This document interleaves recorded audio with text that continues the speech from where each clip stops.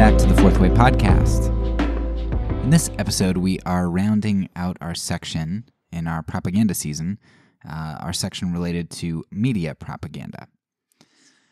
In the last episode, or in the last section, I talked about how corporate propaganda kind of surprised me in the ubiquity of propaganda and kind of the power of it. I didn't expect, I expected it to be everywhere, but I didn't expect for corporate propaganda to have quite the power that it does, because it seems so cheesy and obvious, right? Well, on the other hand, I expected media propaganda to be a whole lot more influential than it ended up being. And it's not that it isn't influential at all. It's just that I didn't find nearly as much in regard to media propaganda as I thought I would. And I think it kind of makes sense that it works that way, because in corporate propaganda, we don't expect to be influenced by cheesy commercials, right? We don't expect that there's anything more behind that product than that cheesiness.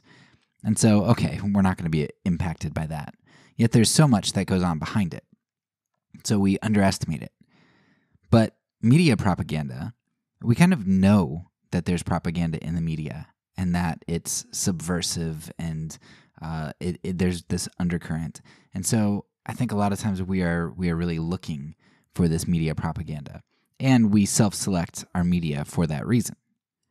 You might be an only watch Fox person or an only watch CNN or MSNBC person, but you know that there's media propaganda, and so you choose to only get propagandized by your source. And so even though that is influential in the way that you can kind of create these echo chambers, at the same time, we know that there's going to be propaganda in the media. And that's why I think maybe one of the most important episodes in this section is in regard to the one on zombies.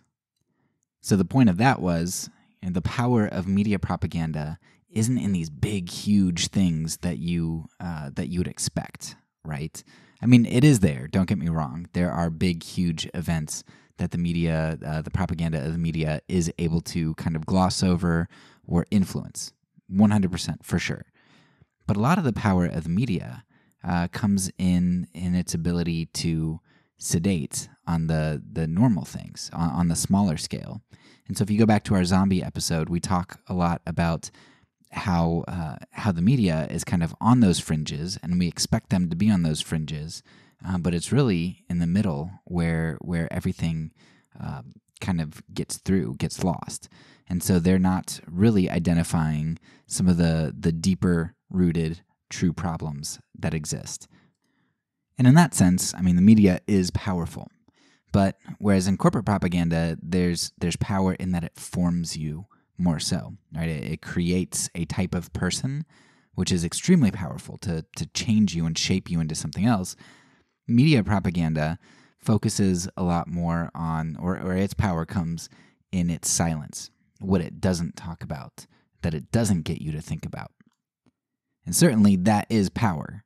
Again, don't get me wrong, that is power, but it's just different than I thought it would be. If you would have asked me beforehand, I would have thought that media propaganda is what really, really forms you, and corporate propaganda is just kind of childish. But, it kind of tends to be inverted. And of course, it all works together. So media propaganda in tandem with corporate propaganda and all that kind of stuff, very powerful. So I don't mean to say at all that media propaganda isn't powerful. It's different than what I expected. So let's go ahead and talk about some of the resource recommendations that I might have for you throughout this season, or this section here. If you want to go back in time, there was a lot of what they called muckraking back in the late 19th, early 20th centuries. Muckrakers were just these journalists who would go and try to expose different things. So I don't remember what the book was called, but I read one about some lady who infiltrated an asylum so that she could see what the conditions were like and how the patients were treated. It was interesting. But the one that I'd recommend here is famous. I think it's Upton Sinclair's The Brass Check. He also wrote The Jungle, which is his famous one. But The Brass Check is particularly related to the media. And so that's insightful because I think a lot of times people think, oh, well, it's so much worse today than it used to be. And you go and read The Brass Check and you're like, oh, I recognize those strategies, or, oh yeah, that happens today. And so you see that there's nothing new under the sun, and The Brass Check helps you to kind of see Upton Sinclair's experience with media smearing and all that kind of stuff, even back in the day. Of course, Dark Alliance by Gary Webb. I found the book kind of tedious. I actually liked the movie about him, Kill the Messenger, which was really good, and I thought pretty accurate to portraying what Gary Webb's thoughts were and not overstating his case. But Dark Alliance, it would be worth it. If this is an area that you're interested in, then that would be worth it. He gets to explain himself pretty well. And I'm also going to link a few, there's at least one YouTube interview that he has, or a speech or something. And he explained things really well, and I'd recommend that. There's, if you listened to the episode with my interview of Robert Meeropol, whose parents were executed for conspiracy to commit espionage, his book, An Execution in the Family, and then there's another book about him, I forget what it's called, but it's more of a biography that somebody else wrote. But his book, An Execution in the Family, I thought it was really good. There were a number of reviewers who didn't like it too much, but I thought it was really good. It was a really interesting insight into his life, and he was a good writer. And when you look at that book, he doesn't talk a ton about the media propaganda, but he definitely talks a bit about it and how he experienced propaganda of being smeared and kind of people's views of him, and his experience giving interviews, which is interesting. The way that the media is able to kind of shape discussions and cut out what they want to cut out. So I recommend his book, Robert Meeropol's An Execution in the Family. Then you've got a bunch from Neil Postman. I think Media Controls by him, but I'm not sure. But then he definitely has Amusing Ourselves to Death, How to Watch TV News. Those are two good ones by Neil Postman. And I think Postman, he's dated at this point, I guess 30 years old. I guess his books would be about 30 years old. But really good, really insightful, I think. And then there's one that I read, which I was able to get like 100 pages in, and then it just, it dried up. And it was a very good book, and talking with Dr. Wellman in our race series about homeschool curriculum was helpful because, she said that she was like, well, look, if it's really boring, you know that it's probably good, or you're on the right track, because good history, or more objective history, is probably going to be boring. There's not going to be an infusion of all kinds of subjective feelings and conclusions. So this book, Manipulating the Masses, is really fantastic. It's just really boring because there's so many facts and details and things. But this Manipulating the Masses also goes back to kind of the brass check era, and it looks specifically in the United States in the formation of things like the OSS. So a while ago I read a biography on Bill Donovan, who was a big part of the OSS. And so that leads you into then the CIA and other sorts of organizations. But this Manipulating the Masses is about World War I and propaganda kind of arising, and the different organizations that Woodrow Wilson created, and all the different players. You get lots of famous players that you see. If you're going to study propaganda, you see tons of these names like Creel and Bernays and that kind of stuff. So Manipulating the Masses, if you want a thick, good account, but dry and just factual, get Manipulating the Masses. And what's fascinating about this time in history is that in the United States, we have this mythology that we're this land of liberty, right? We fought back against a really tiny tax, and we showed them. Then a few years later, we go and we suppress a rebellion because we're charging super high taxes in the United States, and it's so not true. And in manipulating the masses, you get a vision of that. There was a absolute ton of suppression of the media, and the media went right along with it. They're like, "Yep, for the war, we need to not say anything about this battle or say anything about our troops not having enough of this."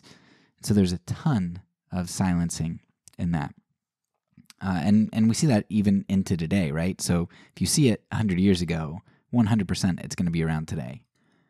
Just the other day, I was reading an article about I think it was the Second Iraq War, and how I forget the exact name, but they were called media force or force multipliers. And you basically, they would be all these guys who would go onto news stations as experts, right? They were former Marine, former general, or whatever, and they'd say all these things, but they were basically on pay by the Bush administration to talk up the war and sell it, right? So we do this kind of stuff today. The media is in league with the government officials in selling you the stories that they want to sell you. And you can see that very clearly in manipulating the masses. We have tons of documents. Freedom of Information Act applies to tons of stuff back then. That stuff, a lot of that stuff isn't as top secret as it used to be. And so we can learn a lot about 100 years ago that we wouldn't have access to today. And what you see 100 years ago, that government reach just extends and extends and extends, and you're certainly going to see it today. Manipulating the masses, once again, would highly recommend it. You just prepare to dig in. Also, it's not...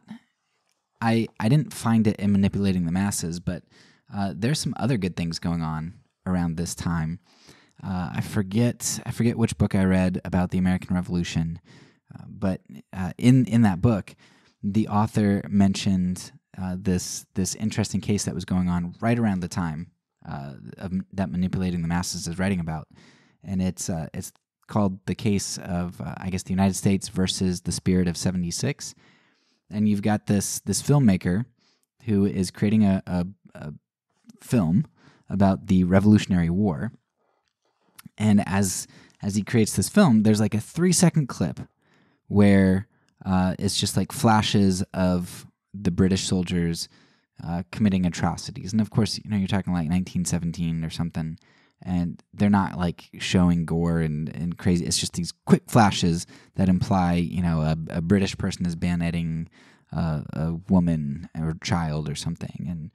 And so you've got just 3 seconds of that. A Revolutionary War, right? Well, this guy, this filmmaker, he ends up getting 10 years in prison. And they end up lowering the sentence later. But he gets 10 years in prison because that's considered seditious. Because Great Britain was our ally. And so to paint them in a negative light could create a lot of disorder and rebellion in the United States, or could cause our allies to lose faith in us. Whatever the reasons, we're locking up people for making movies that depict something historically because it paints a friend in a bad light. I mean, insane stuff going on at this time. So it's super interesting, and then you can follow the history from there of the different organizations as they develop through time and become what we have today. All right, so beyond books and such, what are some other recommendations that we might have? Behind the Bastards has done a short series on Gary Webb or the crack epidemic, so that might be interesting for you to check out. Manufacturing Consent, I believe that's from Chomsky. That's a fantastic book, but they also have lots of YouTube videos on it. He gives some speeches, and they also made a good quality kind of summary of that book. There's a video called War on Whistleblowers you can get on YouTube, which is really good, really fantastic. And it doesn't always relate exactly to the media, but a lot of times it does. Another interesting thing is Freeway, Crack in the System. It's a documentary about the crack epidemic. More specifically related to the media, you could take a look at the documentary on YouTube called Spin. It is, I think if you're going to look at one resource here for your time and for the quality of this thing, check this out. The Spin documentary on YouTube. It's kind of old. I mean, I think the guy who did this made it, I don't know, like 90s maybe, early 90s, because they had this satellite technology, and he basically learned how to tap into that, because these news stations, they were constantly recording, but they weren't always broadcasting to the channel that you picked up on your TV. But if you knew what you were doing, you could tap into the frequency or the airwaves somehow, whatever technical stuff, and you could actually capture what was going on when they went to commercial break and stuff. And so this guy just spent like a year looking at the good stuff, right? The stuff that happened when people didn't think the cameras were rolling. Politicians, important people. Fascinating, like really fascinating to see how things were framed. And this is even well before, social media and all that kind of stuff, where it seems like framing an image has gotten even more pronounced in our society. So check out the Spin documentary. It's like an hour and a half. So easy to consume and great quality. You could also take a look into Michael Hastings. Michael Hastings is a journalist who was uncovering some crazy things, and then he died mysteriously. And so there's a lot of interesting stuff if you want to take a look into his work as well as into the case of his death. Another one would be GameStop. The GameStop stocks that came out, or the short sale that happened in regard to Robinhood and all those other stock apps. So I haven't really found a ton written on this, but I can tell you anecdotally that it was one of the weirdest things that I've experienced firsthand, where I was like, man, I'm in the Matrix. So when, to kind of summarize for those who don't know what the GameStop short sale was, so basically you had a bunch of people who decided that GameStop stock was I don't know the proper terms. It was like leveraged. You had a bunch of rich people as brokerage firms who were like, "Oh, GameStop is gonna do terrible," and so they all like put a bet that GameStop is gonna do terribly. Well, these people figured out that, man, they were over leveraged. They had like too much on it, and so if they just bought GameStop stock and held on to it, the price would just rise and rise and rise and rise until these people would have to sell for a loss or hang on and hope that it eventually went down. And so these guys hung on to this stock and made tons and tons of money. And more people started to buy into it because you have these newer apps that allow the hoi polloi, the plebes, to all the individuals to actually participate in the stock market. Well, all of a sudden, as I'm following this thing, I see like all of these news outlets. I mean, every news outlet you can think of, from Fox to NBC to like GameSpot to Goku2 or whatever that one's called. Like all kinds of different news outlets, and they're saying, "Hey, Wall Street Bets, this Reddit, this subreddit group that is telling everybody to buy GameStop stock and hold on to it. They're like, hey, everybody, they're telling everybody to sell their GameStop stock and now go buy Nokia, right?" And then I was on the Wall Street Bets subreddit, and everybody on there, all the like main players are like, no, don't sell, don't buy this other stock. And I'm sitting here and I'm just looking. In one tab, I've got Reddit, like the people telling don't sell and don't buy this other stuff, and all the news outlets saying, oh, this is what they're saying on the subreddit. And I was like, oh my goodness, this is like, I am experiencing this in real time. I'm experiencing conspiracy in real time. It was surreal. And so that was just fascinating to see all the news outlets. I could have expected, okay, there'd be some that are kind of in league, but it was just so crazy that it was like everybody. And I could compare it to the real thing, like side by side. So that's not something that I've really seen shared around. I haven't seen lots of articles or anything written on it, but that was just one of my own personal experiences that I thought was interesting. I would love for other people to validate that, or maybe you have some resources you could share. All right, a few other resources here that I didn't get to read, but I would like to read them at some point. So Hearts and Minds looked like a really good book. I actually started to read it like a chapter in, but I moved on to some other things, but I want to come back to it. Hearts and Minds, not mind, but mines, as in like landmines. There's How We Advertised America, Manufacturing the Enemy, Spin Dictators, A Century of Spin, A.J. Liebling's The Press, which is an older one. I don't know that I'd prioritize that, but it looked interesting. And then Inventing Reality. All that stuff looked like it was pretty interesting. So I think that's pretty much what I have for the media aspect. Again, there's so much more. Check out, do your own research. Also check out my Goodreads list. I'm sure I've probably missed some. But anyway, I'll add resources if I think of any before this releases. That's all for now. So peace, and because I'm a pacifist, when I say it, I mean it.